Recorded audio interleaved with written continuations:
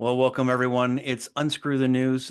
We are joining you today from inside of the walls of China. We have experienced the CSIS movement, the CIA, or whoever has been trying to keep us from having this discussion, and they know that we're trying to bring information out to the masses, trying to wake the masses up. So we've ended up having to go to Zoom, and we finally managed to work that out. A little technical issues here today, but I'm really grateful to have both of my guests joining me. We have Dr. Makis here from inside of the walls of China. We have Richard Hirschman, the embalmer from the United States, you know, the free, the brave United States that we're all trying to save. Anyway, thank you very much, gentlemen, for joining me on Unscrew the News. I'm looking forward to having this discussion. Sure, thank you. Thanks for having me. Gentlemen, maybe Richard, if you don't mind, just giving us a little bit of a synopsis of what you've been seeing, and let's get this discussion started. Sure. Well, 20 years of embalming. My first 20 years, I started my apprenticeship back around 2001. And for 20 years, I've been embalming. But in 2021, early in the year, clotting issues went through the roof. The number of people dying was really busy in January of 2021. But then early, I'm saying probably May, probably earlier than May, but no later than June, I was finding these strange white fibrous clots in the blood. I mean, which is highly unusual. And of course, I started talking to other morticians. They were seeing it. The ones that weren't actually doing embalming, they weren't quite understanding what I was talking about because they're not doing the embalming process. So in September of 21, I took the first picture of a very large clot. And so I could share with others. One of the first people that I shared it with was actually my physician, my doctor. My doctor was so shocked. At that time, I had only 3 pictures on my phone of these strange clots. He called in another doctor to come and look at it. He was really puzzled by it. He couldn't explain it, didn't know what it was, but he found it fascinating enough to bring another doctor in to look at it. Neither one of them told me anything about it. They just advised me to get the COVID-19 shot because it was 95% effective, that I would never get COVID if I got it. And but I didn't get it because what I was seeing, I was like, wait a minute, because my doctor had talked me into a few years ago to go ahead and get the regular flu shot, which I reluctantly did, but I did it for a few years. But now I'm afraid to listen and take any shots, especially a vaccine at this point. So I don't no longer go see that doctor anymore. And now I'm doctorless. And Yeah, no hopefully kidding. I don't get really sick. I think I have the picture that you're talking about. It is with a blue glove behind it, is it not? Well, that's not the one, not with the blue glove. The very first picture I had is it's almost the length of the gentleman's leg that I was embalming, which he was in his, if I'm not mistaken, early 50s. I'm going to bring this one up here because I think this one is from you, but you can tell me if I'm wrong. But I think it's a white fibrous clot anyway. So yeah, that is not from the individual. That came out of the right common carotid artery when I was embalming, and that was a monster right there. But yeah. what you show there in that glove, and Dr. Makis, you probably, the white stuff is the most alarming. When you see that chunky red dark stuff there, like purple jam, like grape jelly, that's what a typical blood clot would look like. It's just like that, a jam, that stuff right there, exactly. And if you were to manipulate that stuff, you probably could that blood would rub off and you're just left with that white material. That's the stuff that's the most alarming. That's not the only thing that I see that's abnormal about the blood clotting issues, but this is obviously by far the most alarming thing that I have seen. And unfortunately, I've seen lots of this stuff, a lot, from 20 years of never seeing it to seeing it a lot. And I know Dr. Makis deals with oncology, if I recall, Mm-hmm. and and it's interesting because I don't, part of me is this like is there a blood cancer? Is that a thing, or something like that? But I I can now, tell you, I've never seen something like this. I mean, before the vaccines rolled out, and before people like yourself and others have started showing these, I'd never seen something like this before either. I mean, this is absolutely shocking to me as well. yes, well, a new discovery that I found, Dr. Makis, recently was I do, because there was the argument of our ante-mortem and post-mortem. Does this happen while somebody's alive, and does it happen when they're dead? Well, as an embalmer, I'm not a doctor, so I can't see. I only know what I see, what's in front of me. How would I possibly know the difference as far as when it formed? I couldn't possibly know it. I'm not their doctor. I'm just an embalmer. And most of us embalmers that have spoken out would argue right away, and I did as well in the very beginning. I just can't imagine something with that much strength and that defined to be a postmortem clot. And so most of us would say, that can't possibly be right, because if it was a postmortem clot, we embalmers would have recognized postmortem, because we deal with clots on a regular basis and have done so for a long time. But these are very, very different. But I did have a case recently, and I don't know if you'll be able to see this in here. You see the black right there, that's basically blood, but you see that white fibrous strand, that's that same white fibrous tissue. The thing about this vial that I have here is it formed outside of the body. So it formed after the person died. Okay, can I just ask you about that so that we can sort of define that? So you're saying it happened out of the body because you were already in the process, or somebody was already in the process of embalming. Is that what you mean? Well, okay, so the person died, had these very large tubes, literally about the same diameter of this. Oh, okay. And from what I understand, it's called an ECMO device, where the tube went into the gentleman's neck. It was really long, went all the way down towards the feet. He had another one, the same size, that went up into the groin around the iliac region. And inside that long tube, the blood had separated.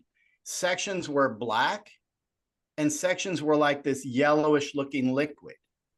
Nothing was moving. I tried to move it. I couldn't see the black, the blood's going one way or the other. Nothing seemed to be moving. But when I was doing the embalming, I was building up pressure, I opened that tube up down by the feet, and the dark black stuff was like a typical blood clot. I tried to grab some, and it just simply fell apart in my hand.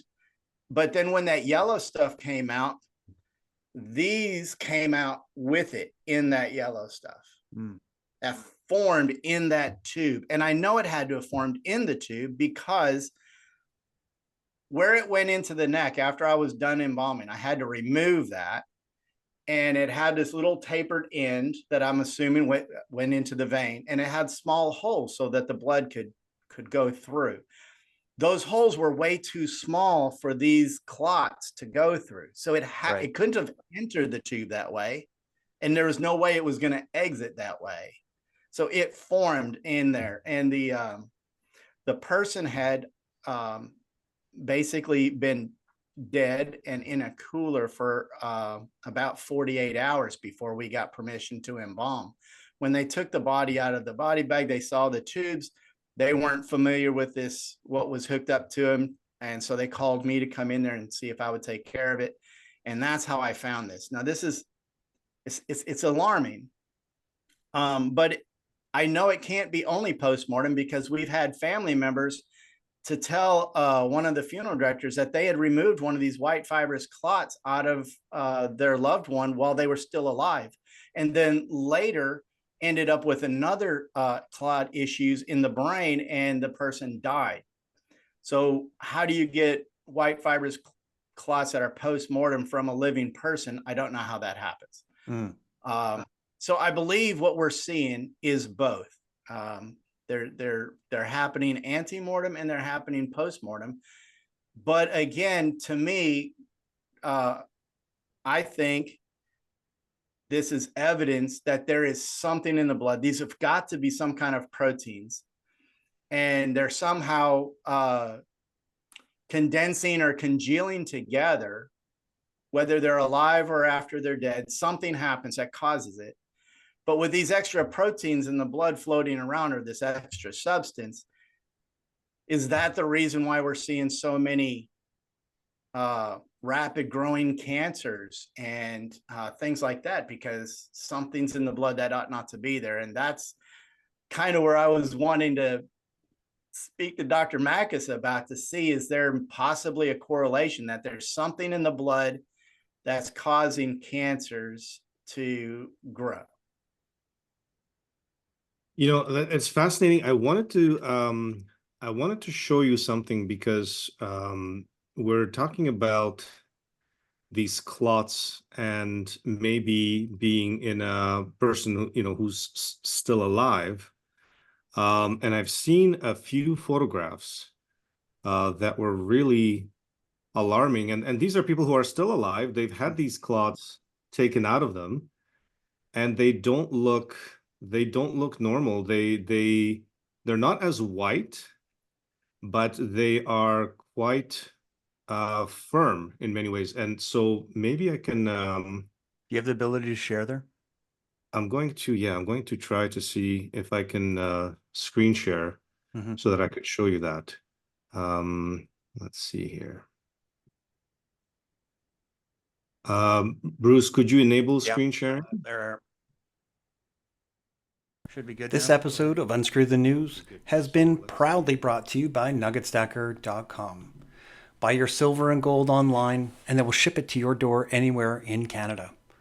Nugget Stacker only sells .999 pure bars and coins and is owned and operated in Calgary, Alberta.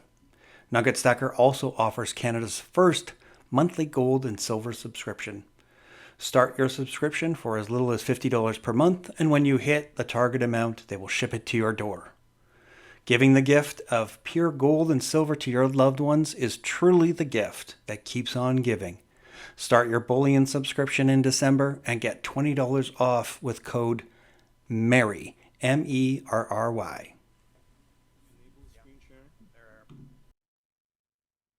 Should be good now. Go ahead. Okay, good. So let's see.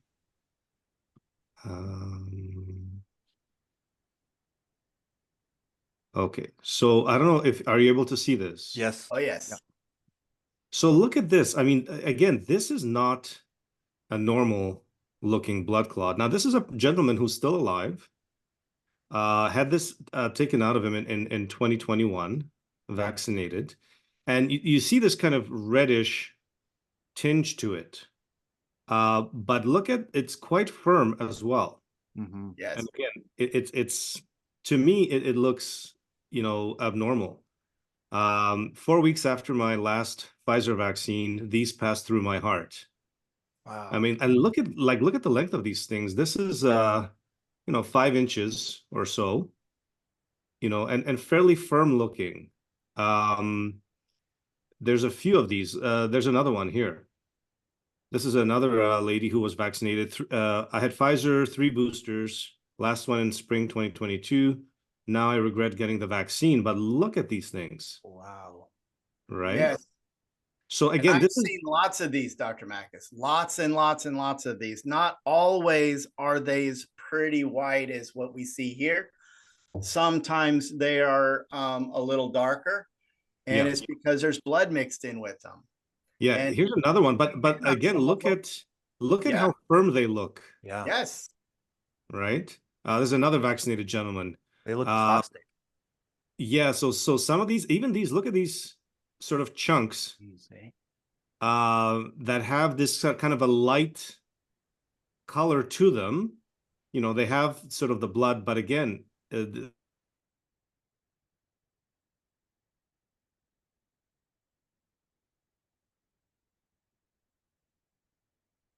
Hello, everyone. Are you still there?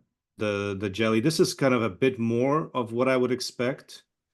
This kind of stuff, the dark red. But once they get,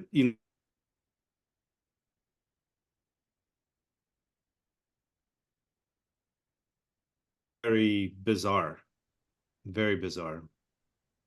Yep. So I wanted to share that. Thanks very I much. think they're related, Dr. Makis. I really do. I believe they're related. I've been working with some folks, and not, I say working, I mean, I provided them samples for them to do analysis and testing on. Some of them, they're saying they believe these are just their proteins. There's some of them are saying through frame shifting and other things that not just the spike protein was created with the vaccine, which was the intended protein, but there's additional proteins that are floating around out there as well that were not intended. And that they told me before I had got this one gentleman where I was able to my only person that I ever remember embalming that had these kind of tubes going through their body, um, firsthand witnessing, seeing that this had to have formed in the tube because they were way too big to go into it with the little holes that were at the end of these things and way too big to exit it. So it had to have formed in the tube. I believed it formed post-mortem. These people that I'm working with said they believe not only are these being formed while a person is alive, but they said they believe they're going to continue to grow. And I'm not talking about growing like, it's a worm growing in size. It's just the condensation of the other elements that are in the column of blood are going to start clinging to this stuff. And I think that's what we're seeing is some foreign type proteins congealing and sticking together, and ante-mortem and post-mortem. One of the things that has come out in the literature are these amyloid sequences in the spike protein itself. And there's a number of them. I think one paper identified 7 such sequences, and some of these amyloid proteins, I guess, once they're translated into proteins, some of these have the ability to make amyloid fibrils that potentially could then serve as some kind of like a scaffolding for these things to just build on top of each other, or for the proteins to aggregate, as you've mentioned. And I think actually all of the amyloid sequences have the potential to aggregate. So I mean, to me, that's fascinating, and it's just one of the red flags that I've seen in terms of what could be causing these things. Yes, well, you bring up a lot about the rapid cancers that are out there, and I, as a mortician, I can vouch for what you say. I've seen it. I've seen it firsthand. I've seen people that found out very, very recently that they got cancer, and all of a sudden, they're on my table.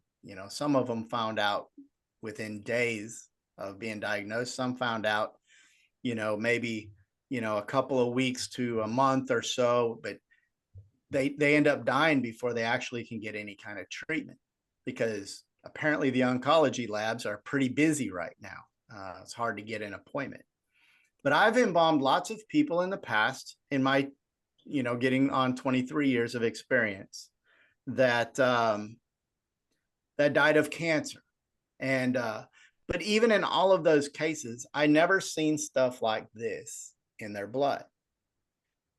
And this comes from a child that I had embalmed not that long ago.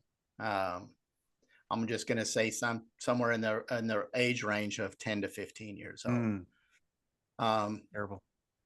It's really sad. And the reason why I was sounding the alarm about these clots is because it doesn't seem to matter what the person died of. I'm finding these strange clots in people, whether they died of a heart attack or cancer, or, it doesn't seem to matter. But the one thing they seem to be having in common is a lot of them have this, and not always is it this much. Some people have a little bit less. Some people have them really big.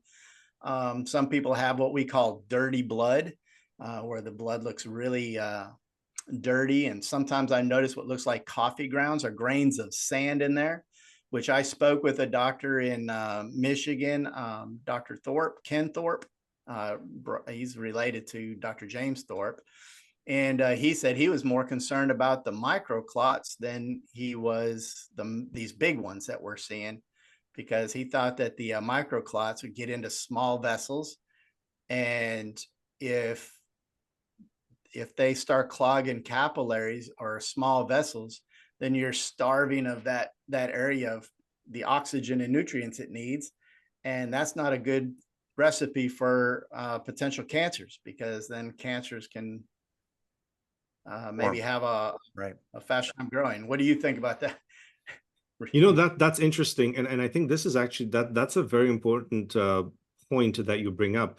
With the turbo cancers, we're dealing with a brand new pathophysiology that no one seems to understand or have any answers for. I mean, there's some of us who are exploring the link between the vaccines and cancer. We're trying to come up with theories and possible causes, but no one knows for sure at this point. But the mainstream oncology is burying their heads in the sand. They don't want to acknowledge any link. They're not even asking the questions. So they're not doing the research. They're not asking the questions. But I believe we're dealing with a new pathophysiology for these cancers. There's something that's going on that's causing these extremely aggressive cancers. We don't know the mechanism.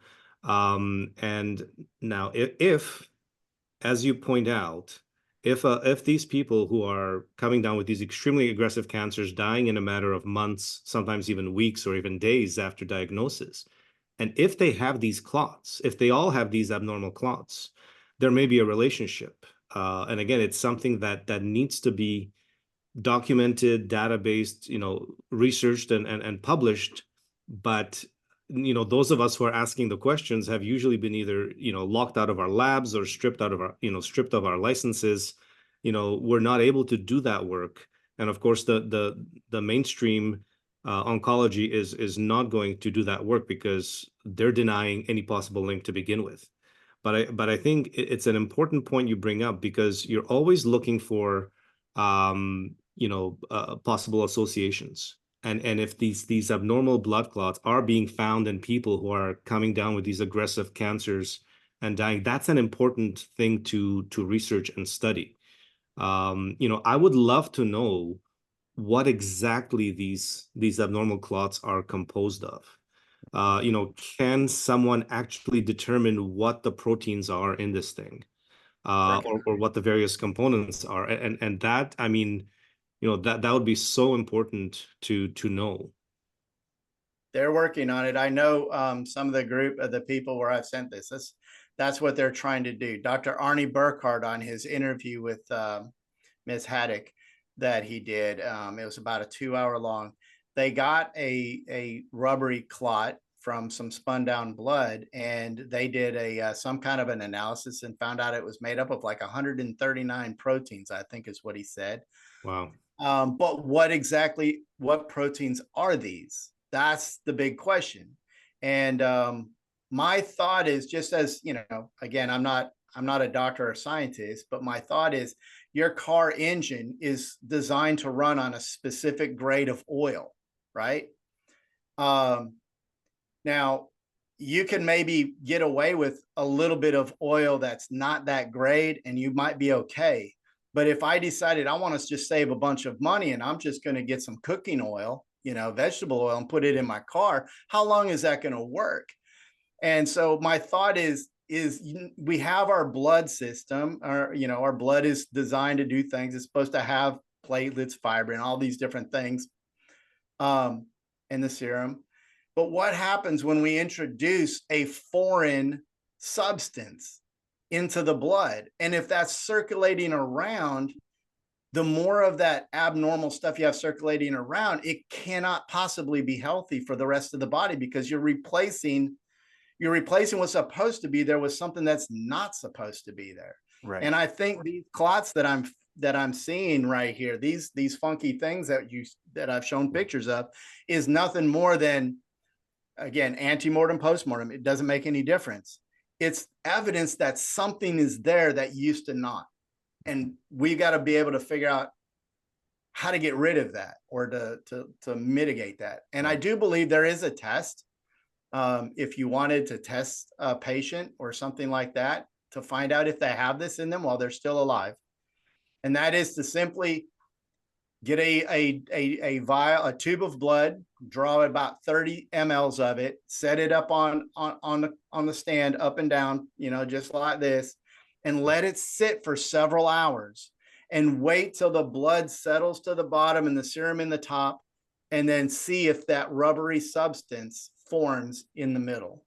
I think that's going to be the easiest way to test if they have that. And if you can do that, and if you have the ability to analyze the rubbery substance, then you would be able to get it firsthand and have, I don't know how you would, I wouldn't know where to begin. These other people are the ones doing the testing, not me, because I don't know how to go about it.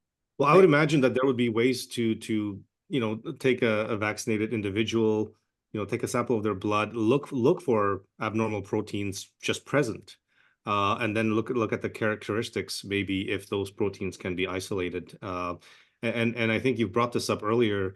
I think we're finding out more and more that people are not getting just the spike protein. Well, certainly they're not getting the vaccine, and they're getting it in their arm, and then the mRNA disappears after a few hours or a few days. The mRNA, the modified mRNA, hangs around for maybe up to a month, and now with this, DNA contamination that's been discovered, the ribosomal frame shifting, people are potentially producing all kinds of mutated spike proteins, amyloid proteins, other proteins that we have no idea what they look like structurally, what they do in the body.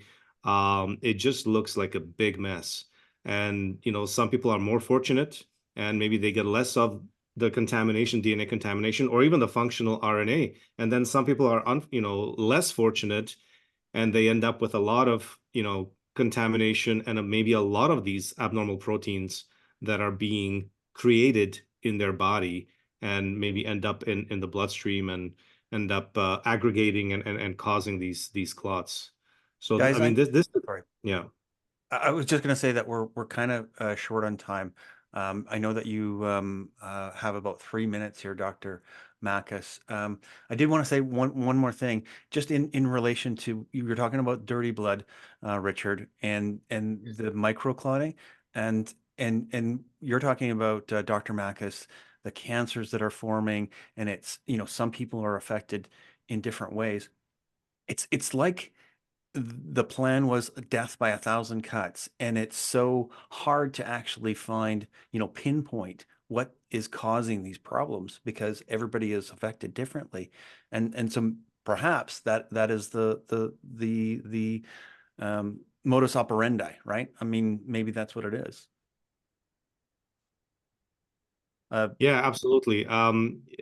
Again, it's we need to keep doing the research and keep pushing the envelope.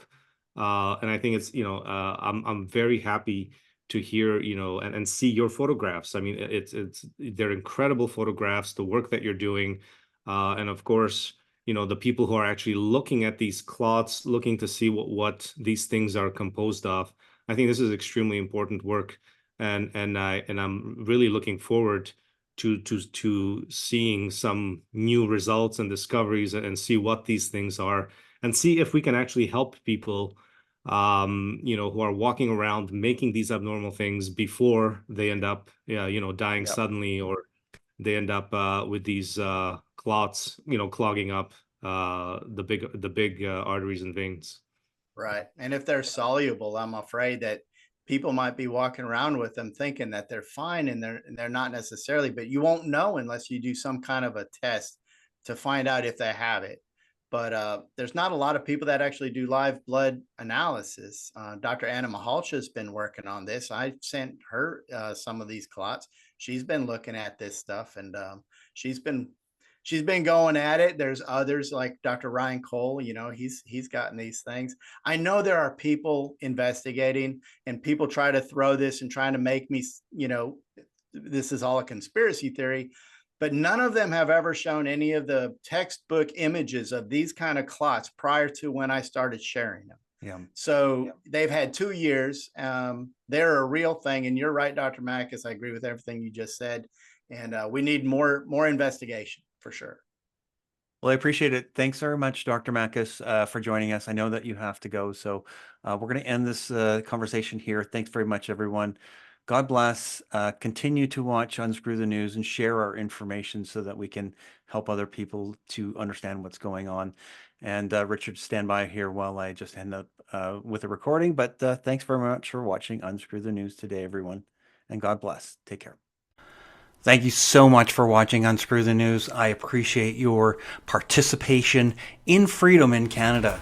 Share this information and help others to wake up. God bless.